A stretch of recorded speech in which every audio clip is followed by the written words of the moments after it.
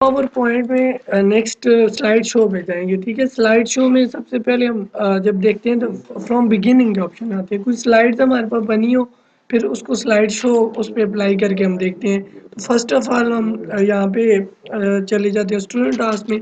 यहाँ हमारे पास कुछ ऑफिस के अंदर स्लाइड्स बनी हुई है ना, तो एनिमेशन भी हैं और स्लाइड्स भी हैं। तो मैं अगर कोई स्लाइड बता दूँ तो फॉर एग्जांपल ये मेरे पास ये एक स्लाइड ऑलरेडी बनी हुई है। अब मैं स्लाइड शो स्टार्ट करना चाहता हूँ, फ्रॉम बिगिनिंग करूँगा तो F5 प्रेस करूँ या यहाँ पे क्लिक करूँ तो ये फुल स्क्रीन पे ये स्लाइड शो शुरू हो जाएगा। ठीक है, इस तरह ये स्लाइड शो चलता रहेगा। वो डिपेंड करता है आपका कि आपने वो कितनी स्लाइड्स बनी हुई हैं। फिर इस तरह इसी तरह आप इस स्लाइड पे हो, यहाँ से ही स्लाइड शो शुरू करना चाहते हो, फिर फ्रॉम करंट स्लाइड करो, यहाँ पे शिफ्ट F5 इसकी कमांड है, उसी स्लाइड से आपका स्लाइड शो शुरू होगा। ठीक है, इसी तरह एस्केप का बटन प्रेस करने स्लाइड शो एग्जिट हो जाता है। यहाँ कस्टम शो में आपके पास ऑप्शन होती है, न्यू में जाके अपनी मर्जी से जो जो आपकी स्लाइड है ना वो आप ऐड करते जाओ। इसका भी शो, इसका भी शो, ओके करो, शो पे क्लिक करो। अब 4 स्लाइडें मैंने सेलेक्ट की थी, अब चारों स्लाइडें प्ले होंगी फुल स्क्रीन में, चारों स्लाइड का शो चलेगा। ये दूसरी चली, अब तीसरी चली, फिर इसी तरह चौथी चली, बस। ठीक है, इस तरह डिपेंड करता है आप कौन सा। इसी तरह सेटअप होता है स्लाइड शो का कि आपने कौन सी स्लाइड से शुरू करना है, कहाँ तक जाना है। इसी तरह उसका कलर पेन का कौन सा यूज़ करना है। स्लाइड जब हम प्रेजेंट करते हैं स्लाइड शो तो इसके साथ ये पेन बना हुआ आता है ना। अब यहाँ पे ये पेन है, उसकी कलर की बात कर रहे हैं कि पेन का कलर अब रेड हुआ हुआ था ना, तो वो वहाँ से चेंज करेगा तो ये चेंज हो जाएगा। ठीक है, स्लाइड के ऊपर आप चीज़ें लिख भी सकते हैं और उसको सेव करना चाहे सेव कर दें, अदरवाइज डिस्कार्ड कर दें। नरेट हाइट स्लाइड ये ना, आप स्लाइड प्रेजेंटेशन दे रहे हो, तो पहली स्लाइड ये चले और दूसरी ये ना चले, इसको हाइड कर दो बीच में से। अब स्लाइड शो आप देते हो, पहली स्लाइड चली, अब दूसरी स्लाइड वो अलग से थी ना, वो गायब है। अब तीसरी स्लाइड शुरू होगी, देखिए बीच में से दूसरी स्लाइड तो मैंने हाइड की हुई थी तो ये हाइड हो गई। ठीक है, इसी तरह नेक्स्ट आपके पास जो ऑप्शन है वो रिकॉर्ड नरेटर है। नरेटर जो साथ साथ बोलता रहे वो रिकॉर्ड करना पड़ता है, रिहर्सल टाइमिंग है।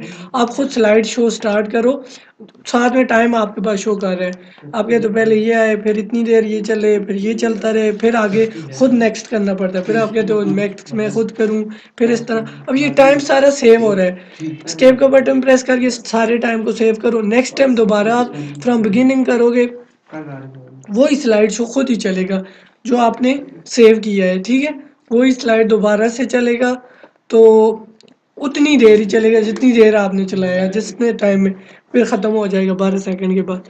ठीक है, उसको फिर आप बाद में सेट कर सकते हो, नॉर्मल करके। और इसके बाद जो स्लाइड शो में यूज़ रिहर्सल टाइमिंग यूज़ करना चाहते हो या नहीं करना चाहते हो, ये टिकट आओगे नहीं यूज़ होगा। बाकी ये रेजोल्यूशन वगैरह की सेटिंग होती है, मॉनिटर वगैरह की, वो आप चेंज कर सकते हैं। ठीक है, मॉनिटर वगैरह पे आप कौन सी रेजोल्यूशन पे स्लाइड शो देखना चाहते हैं वो यहाँ से चेंज कर दें। रिव्यू, रिव्यू में आपने ऑलरेडी वर्ड में किया है, स्पेलिंग वगैरह कोई मिस्टेक है वो आप कर सकते हैं। कोई रिसर्च की करना चाहते हैं, किसी वर्ड का मीनिंग है, अभी ये मोशन का ही आप मीनिंग देखना चाहते हो, इसे आप सेलेक्ट करोगे। ठीक है, सारा सेलेक्ट करने के बाद आप रिसर्च पे क्लिक कर दोगे, वो इंग्लिश टू इंग्लिश आपको उसका मीनिंग दे देगा। ठीक है, जिस वक्त आप ये गो पे क्लिक करोगे। ऑलरेडी वर्ड और एक्सेल दोनों में हमने ये चीज़ें पढ़ी हुई हैं। ठीक है, और ट्रांसलेट या इंग्लिश से किसी और लैंग्वेज में, ये देखिए उर्दू में ट्रांसलेट मैंने कर दिया इंग्लिश से, तो वो क्या है जज्बात होते हैं। कमेंट्स वगैरह आप दे सकते हैं, कमेंट डिलीट कर सकते हैं, यहाँ से न्यू न्यू क्रिएट की जा, नेक्स्ट प्रीवियस पे जा सकते हैं। प्रोटेक्ट करने, वही माइक्रोसॉफ्ट के साथ से कनेक्ट करके जो इंफॉर्मेशन राइट मैनेजमेंट होती है उनके साथ कनेक्ट करके आप इसको सेट कर सकते हैं।